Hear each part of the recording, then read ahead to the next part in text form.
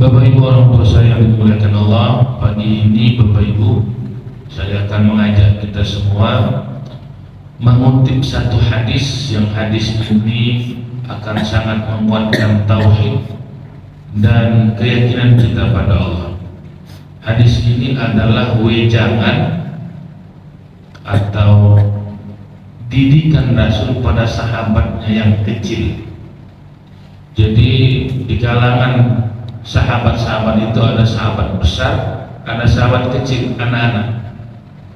Salah satunya adalah Ibnu Umar. Ibnu Umar itu kecil, tapi dihitung tetap sahabat, umur 7 tahun.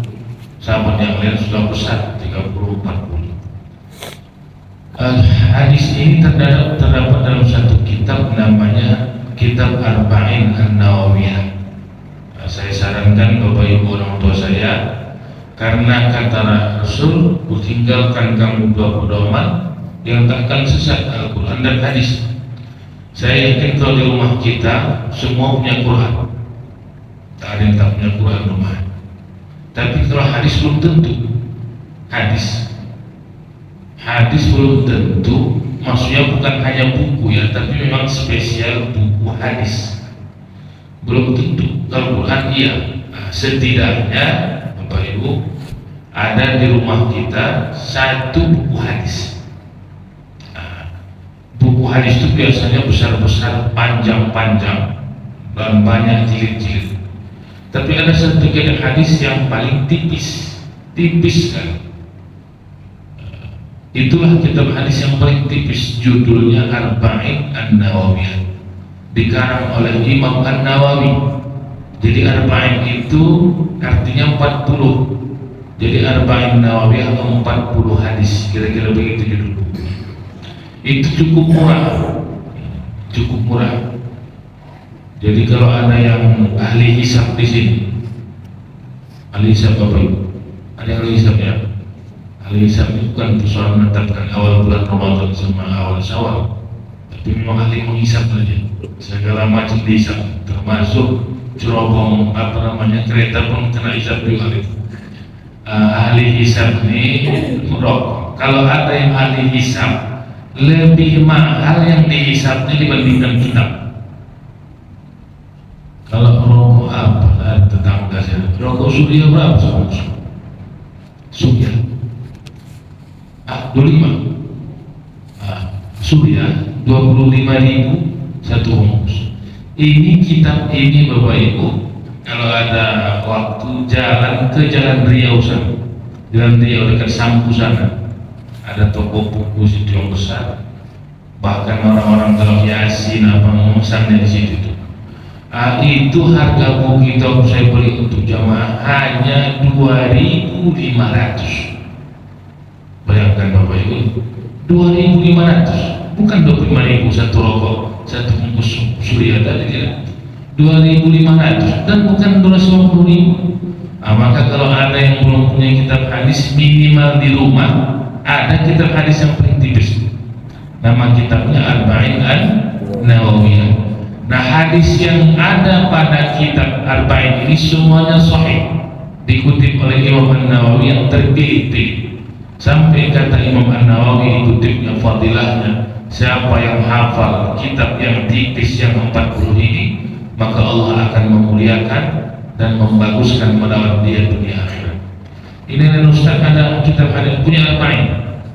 Punya. Alhamdulillah. Itu versi terjemahan ya. Terjemahan. Ini anak-anak kita sudah punya ini yang terjemahan. Jadi buku saku. Ini wajib juga anak-anak kita yang tahfiz. Ini dihafal ya. Dihafal 40. Udah dihafal ya. Kalau tidak wajib ini pengelola kiai-kiai kita mewajibkan, wajib hafal Arba'in An-Nawawiyah. Sudah ada Bapak Ibu, nanti cek nanti ini bahkan yang buku saku dia. Jadi buku saku. Nah, yang mau kita bahas ini adalah hadis yang ke-19. Nanti cek hadis yang ke-19. Bapak Ibu, dalam hadis yang ke-19 ini adalah dialog Rasulullah dengan sahabat kecil namanya Ibnu Abbas. Ibnu Abbas ini Bapak Ibu anak Abbas. Jadi Abbas itu paman Rasul. berarti Ibnu Abbas ini sepupu Rasul. Yang sama hampir seumur dengan Ibnu Abbas ini namanya Ibnu Umar. Ibnu Umar ini anak Umar bin Khattab. Maka kalau ada hadis yang diriwayatkan oleh Ibnu Abbas atau Ibnu Umar, maka selalu, bukan selalu, maka radhiyallahu anhuma, semoga Allah meridhoi keduanya, dia dan ayahnya, karena dia dan ayahnya Islam. Yang lain ada radhiyallahu anhu, semoga Allah meridhoinya saja, berarti dia saja yang Islam, ayahnya belum Islam. Nah, dalam hadis ini Bapak Ibu, Rasul itu berjalan dengan Ibnu Abbas di belakang Rasul, khalfan Nabi, di belakang Nabi sallallahu alaihi wasallam.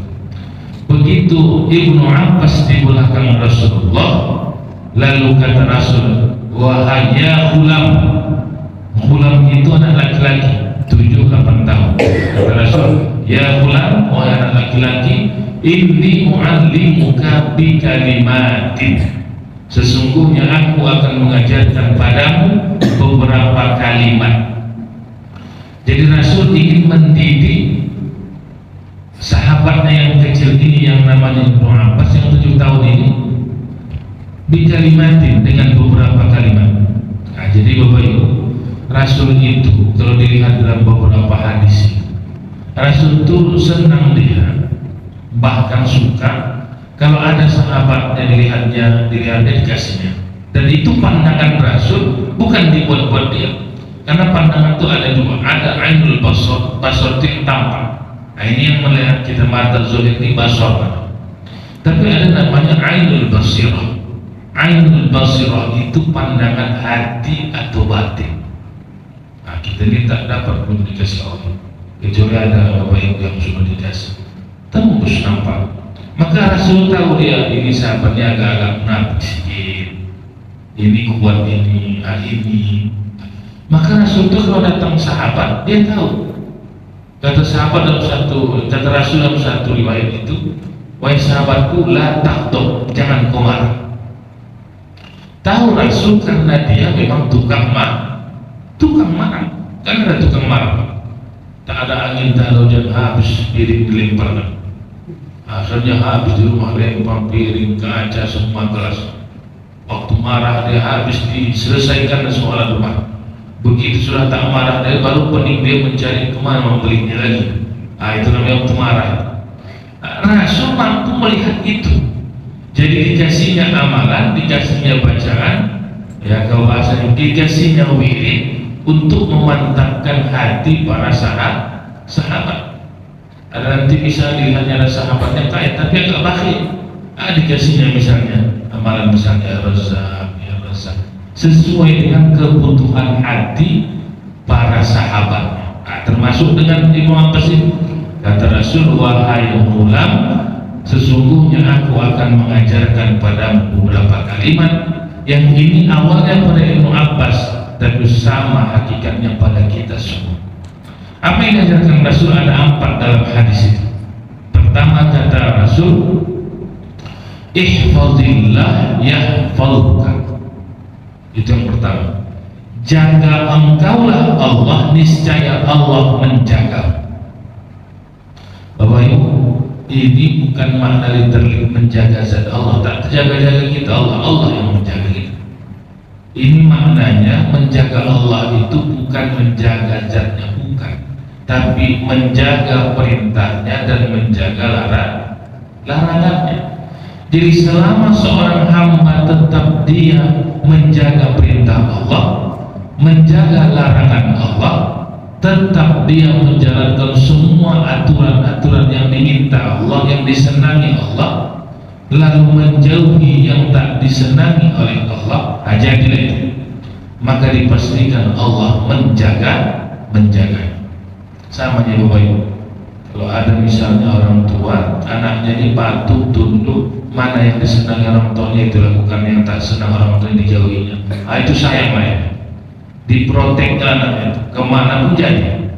Sama juga kalau ada bos, karyawan, dirut yang punya perusahaan, karyawannya patuh tunduk dengan aturan semua, yakin kita ya kemanapun pergi karyawan ini akan disayangi dan akan diprotek, dilindungi oleh siapa punya perusahaan. Sama. Jadi semua yang kita lakukan ini Bapak Ibu, kebaikan-kebaikan ini jangan dianggap Allah mendiamkan kita, tidak. Ini sholat 5 waktu dia ke masjid. Kita ini hakikatnya Bapak Ibu, yang hidup ini kan melakukan aktivitas di antara waktu-waktu sholat. Subuh ini sholat kita, beraktivitaslah kita pada subuh ini, lalu menunggu waktu zuhur. Habis zuhur beraktivitas lagi, menunggu waktu asar, beraktivitas lagi, menunggu waktu maghrib, beraktivitas lagi, menunggu waktu isya. Setelah itu beraktivitas tidurlah, lalu menunggu waktu subuh. Hebat sebenarnya. Jadi kegiatan kita keseharian bagi orang yang dijaganya sholat 5 waktunya tak pernah tinggal, maka sebenarnya aktivitas ini berkahi Allah karena dia adalah menjaga waktu-waktu yang diwajibkan oleh Allah, dan itu jangan dianggap sederhana karena biasanya kita lakukan lalu kita anggap itu biasa-biasa saja. Allah pasti jaga orang yang senantiasa menjaga perintah dan larangan Allah. Bapak Ibu, Jenderal Sudirman itu dia kan tak langsung jadi tentara, dia guru agama di Muhammadiyah. Itu dalam beberapa disertasi yang meneliti tentang kehidupan beliau, bukan tentaranya tapi nilai ketauhidan dan teologisnya. Ada beberapa disertasi doktor meneliti tentang itu. Dalam banyak kesempatan Belanda menganggap Jenderal Sudirman itu sudah mati, yang dikepung lah, yang dibom lah, ditembak. Tapi ternyata tak mati-mati. Tetap juga ketika dia sakit gerilya yang di atas tangguh itu kan lagi sakit. Waktu sudah gerilya itu berapa kali sudah kena kepung dan sebagainya, tetap tak mati. Banyak yang melihat bukan persoalan hanya kelihayan, tapi Jenderal Sudirman itu bahagian daripada banyak yang dia jaga Allah, banyak yang dia amalkan perintah Allah.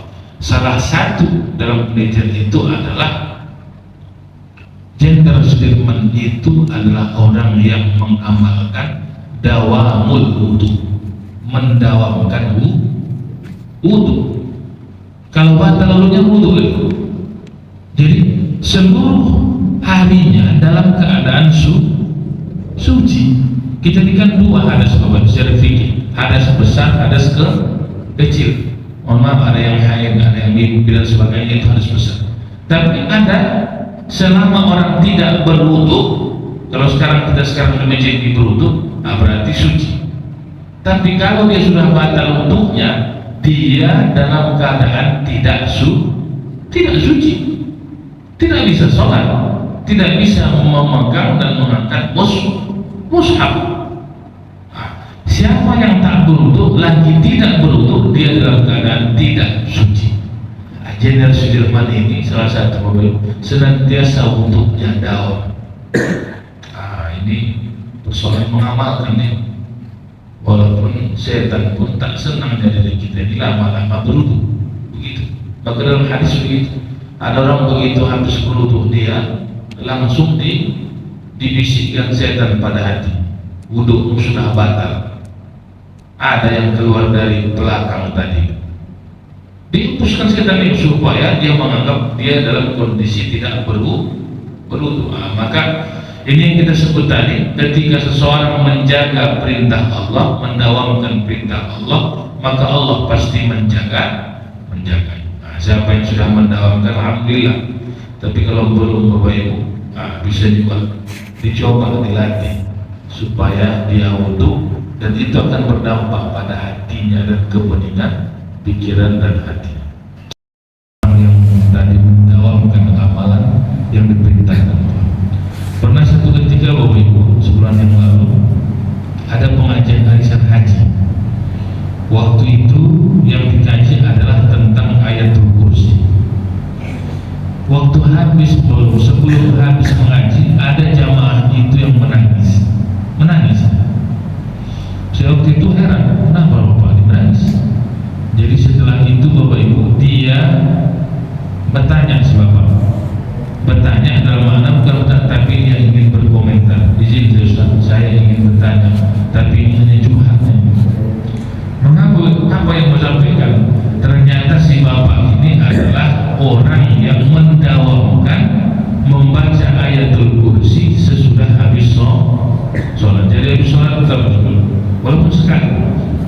dan lama dia sudah amalkan itu.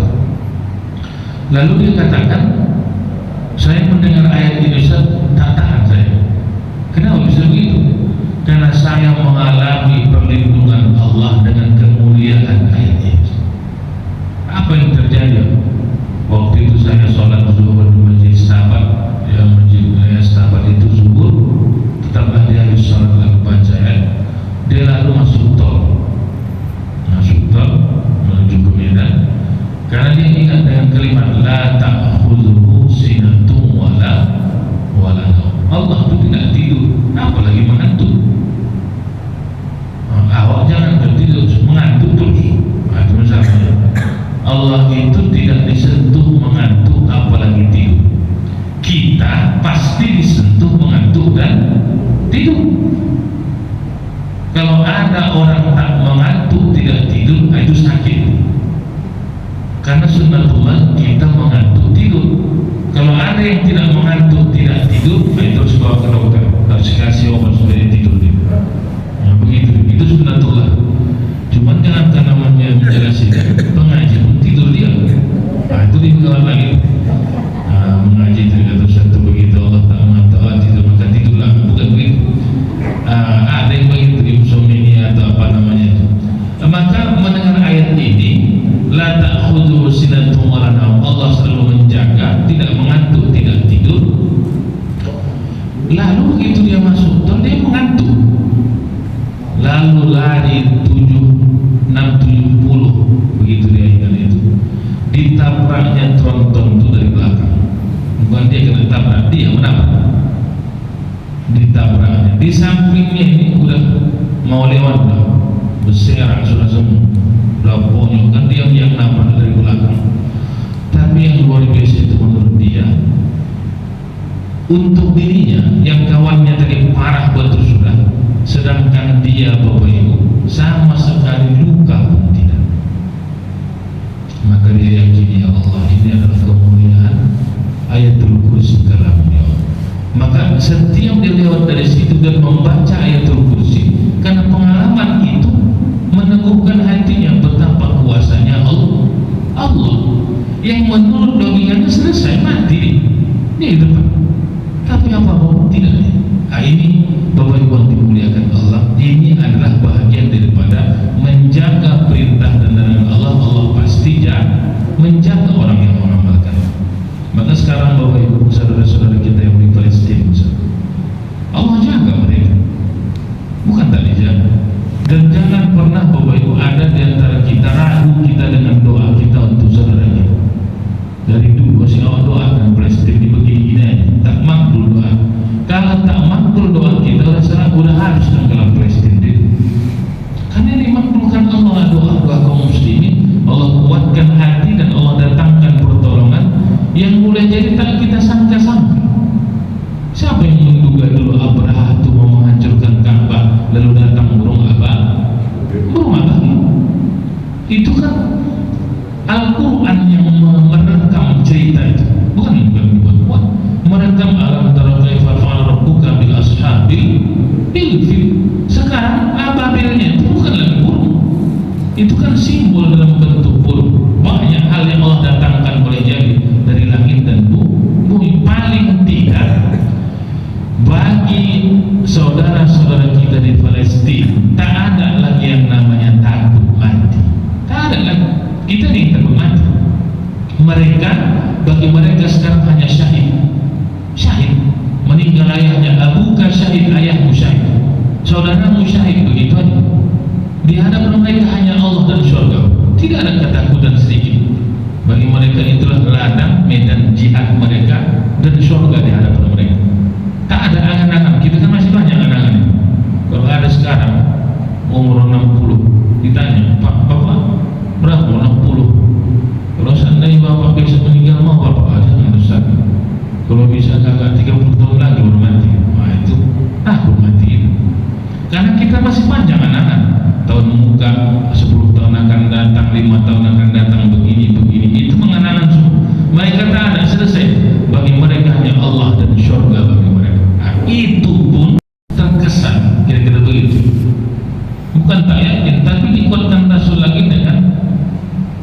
kalimat yang kedua yang diajarkan Rasul. Apa kata Rasul?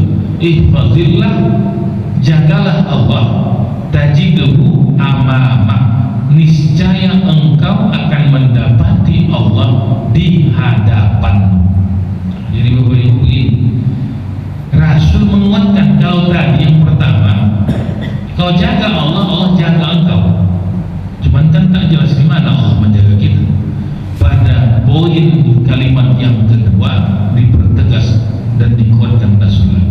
Jagalah Allah, perintah dan larangannya, niscaya engkau mendapati Allah amama. Amama itu di hadapan. Di hadapan Allah, bukan di tempat lain. Maka ini untuk menguatkan keyakinan kita bahwa Allah itu berada di hadapan kita. Allah itu berada pas di hadapan kita dan Allah melihat kita. Maka kalimat ya Sami, ya Basir, ya Sami, ya Basir, terbaik. Ada zikir yang wahai Maha mendengar, Maha melihat. Kan melihat, tak ada yang tak terlihat. Allah di hadapan kita, dan mantapkan hati ketika kita sujud, ketika sholat, kita berada di hadapan Allah. Orang yang sholat, orang yang menghadap, dia karyawan, ya kan, lalu menghadap pada yang punya perusahaan, atasannya, dia akan siapkan secantik-cantik, sebagus-bagus pandangannya, persiapan fisiknya dan batin, karena dia menghadap dia. Jadi sekarang kalau seandainya menteri dan apa menghadap presiden, walau biasa, dia akan siapkan semua persiapan sematang-matangnya dan diri. Itu manusia, seharusnya ilustrasinya begitu. Pada orang yang menghadap Allah, tahu dia Allah di hadapannya, bukan hanya yang dia tempatkan, pikirannya, hatinya Allah tahu. Maka saya sering ilustrasi begini Bapak Ibu, kalau Bapak Ibu ada orang-orang alim yang Allah kasih dia kemuliaan, bisa memandang hati dan pikiran seseorang, Allah kasih dia kemuliaan, namanya kasyaf. Namanya kasyaf. Kasyaf itu terbuka. Kita yang tertutup, terhijab. Orang yang terhijab ini ada yang dibukakan Allah, namanya kasyaf. Ada orang begitu, ada dibukakan Allah, nampaknya tahu dia kesalahan-kesalahan kita.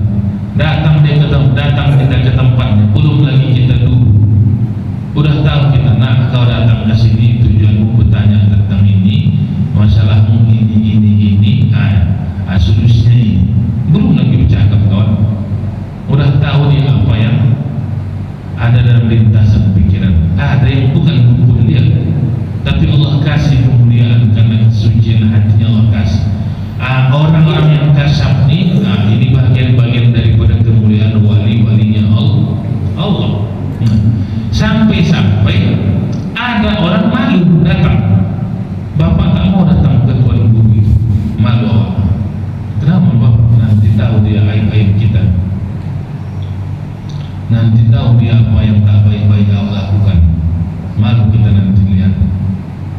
Bapak Ibu, itulah ilustrasi sebenarnya tentang Allah. Ada hamba-hamba yang Allah kasih kemuliaan, tahu dia apa yang kita lakukan, nampaknya macam terikut, tergambar, dan itu terjadi. Lalu orang malu datang pada hamba Allah yang punya pengetahuan seperti itu. Sebenarnya itu hanya ilustrasi, hanya contoh.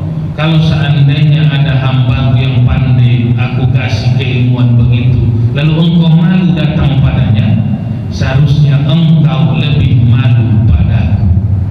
Itu maknanya. Kalau ada orang yang mengetahui aib-aib kita malu, seharusnya kita lebih malu pada Allah. Karena Allah, jangankan yang sudah kita lakukan, yang terlintas pada pikiran dan hati kita pun Allah tahu.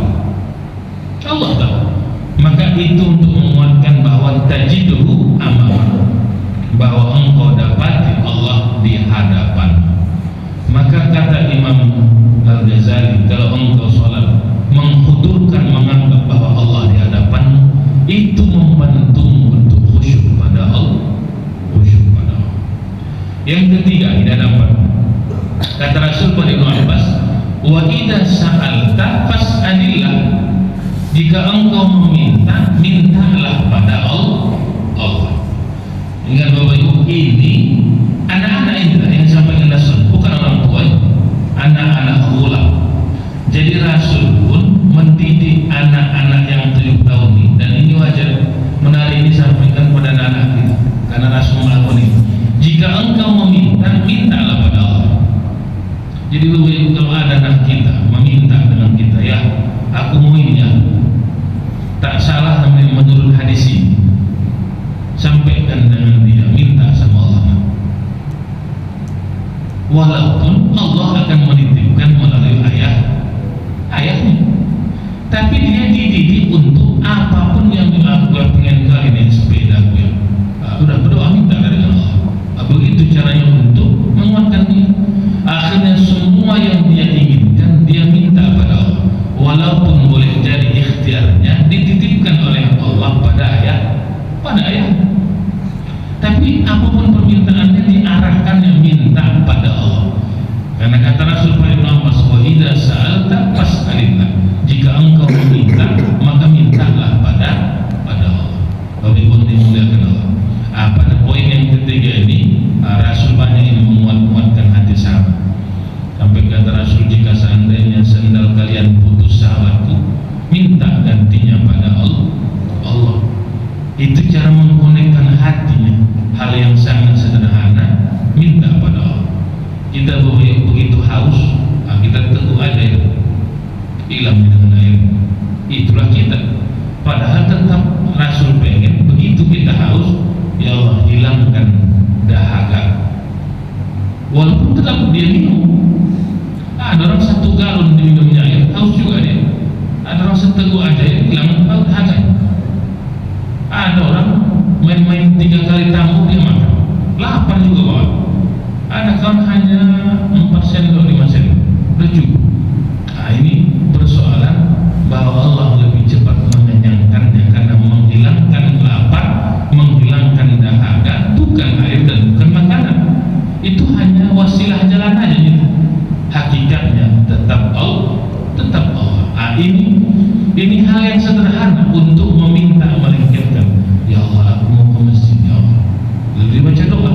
Tetap begitu, mengkonekkan hatinya dan langkahnya bersama dengan Allah. Bapak Ibu orang tua saya yang dimuliakan Allah, maka apabila engkau minta pada Allah. Dalam hadis lain, kalau ada hambaku yang tak mau meminta padaku, bahwa yaghtab, maka Allah marah. Jadi ada juga paham Bapak Ibu, kita tak perlu minta sama Allah, kerjanya kita ikhtiarnya Allah marah. Karena Allah senang kebalikan itu.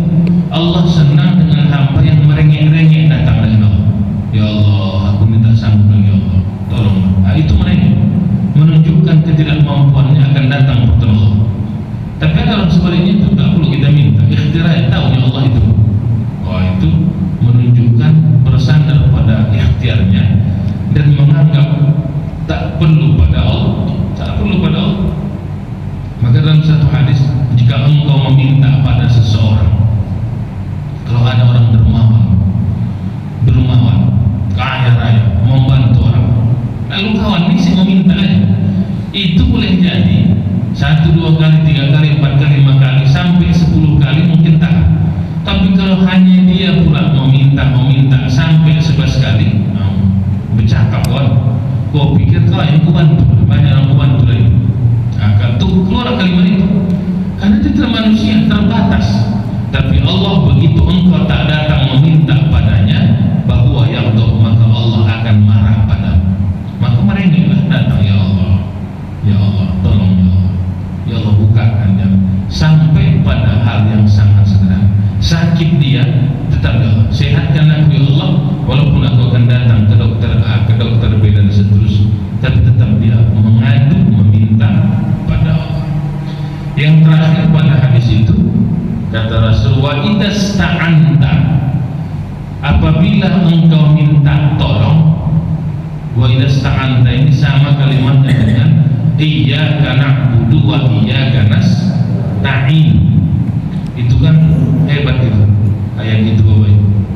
Jadi Fatihah itu inti titik temunya pada iyyaka na'budu wa iyyaka nasta'in. Kata Allah dalam hadis qudsi, itulah penghubungku dengan hamba.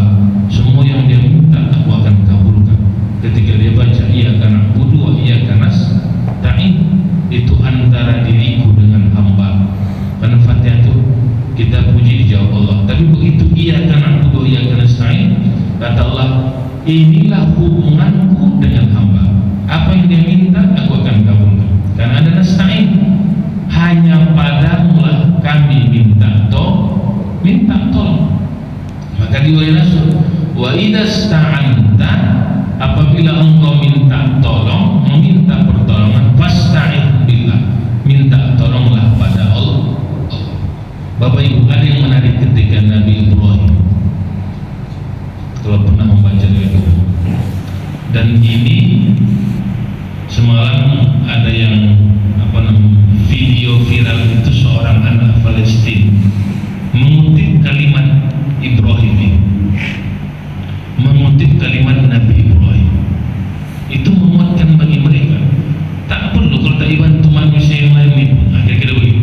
Jadi Nabi Ibrahim itu begitu mau dibakar, udah dimasukkan kan di api yang besar ini, dimasukkan Nabi Ibrahim. Begitu dimasukkan, datang Jibril. Wahai Ibrahim, perlu kau kutolong. Ini pada Jibril, bukan orang, bukan maksudnya jin. Jibril datang. Hai Ibrahim, perlu kau kutolong. Apa jawaban Nabi Ibrahim? Jibril, aku tak perlu pertolongan.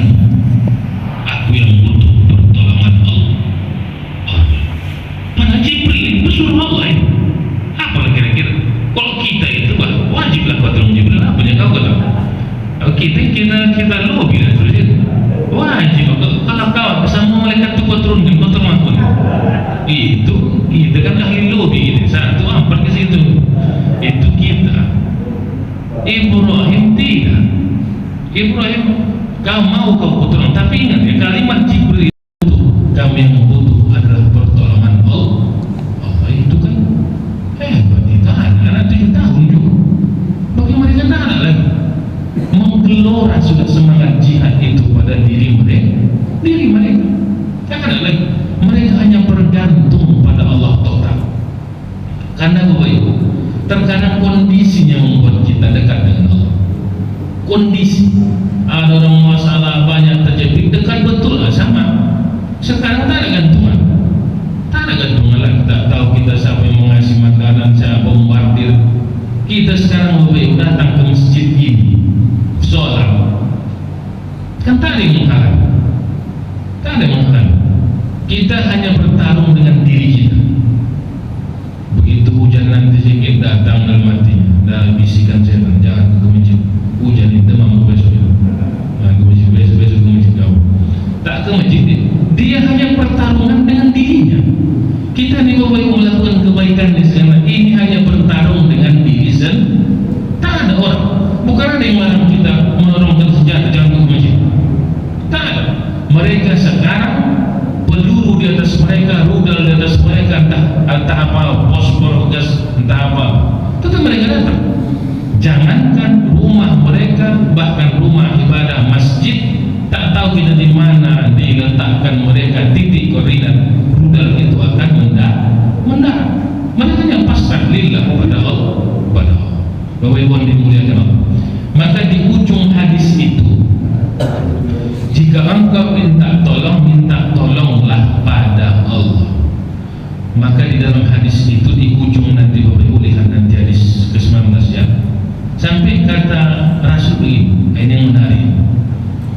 Lawijtama'atil ummah. Hai Ibnu Abbas, kalau seandainya seluruh manusia, bukan hanya Israel, seluruh manusia, seberapa ratus miliar sekarang manusia di dunia, lalu berhimpunlah seluruh manusia bersepakat untuk memberikan manfaat pada kita sendiri. Ini satu lawan ratusan miliar semua manusia, lalu ratusan miliar manusia ingin memberikan manfaat pada kita. Manfaatnya kira-kira Ahli kita mau mengasih minumannya dia bersepakat semua. Lalu kata Allah, kalau tidak aku izinkan, maka mereka tak akan bisa memberikan manfaat padamu. Seluruh manusia ini, apa di Israel secuil itu sebenarnya? Jadi ini keyakinan. Bahkan sebaliknya, jika seandainya pun seluruh manusia berhimpun untuk membunuhmu, mencelakaimu, dan mendatangkan mudarat padamu, berhimpun seluruh manusia, mereka tak akan bisa melakukan itu dan tak akan terjadi kecuali atas izin Allah. Maka Bapak Ibu, ini adalah bentuk keyakinan yang terbangun dalam hati kita untuk menguatkan ketergantungan, berpegang dan minta perlindungan pada Allah Ta'ala. Jadi coba kita ilustrasikan dulu ketika Khalid bin Walid itu disuguhkan racun, secara zahir racun, tapi karena betul-betul kuat sudah yakin dia, sini racun muhim. Bismillahirrahmanirrahim, la yadurru ma'asmi syai'un fil ardi wa la fis sama' wa sami'ul alim. Diminumnya, tidak ada yang bisa membunuh kecuali atas izin Allah. Diminumnya, terkejut dan Tuparsi, lalu dia katakan, jika 10 seperti Panglima Muhammad, maka agama ini akan mendunia, semua akan di bawah telapak kaki Muhammad. Itu buah keyakinan yang kokoh. Dia baca ayat, dia minum tawar racun itu, tapi awalnya tetap dari keyakinan yang kokoh. Jangan nanti pula habis ini dicoba-cobaan, bisa mungkin terkapar mati ya.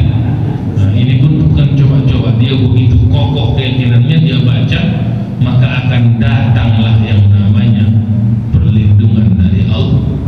Bapak Ibu yang dimuliakan Allah, nanti Bapak Ibu lihat hadis ini hadis yang mengokohkan, menguatkan, meneguhkan hati seorang sahabat anak-anak 7 tahun. Tak salah, karena ini hadis ini awal pada anak-anak, disampaikan juga pada anak kita. Dia lihat,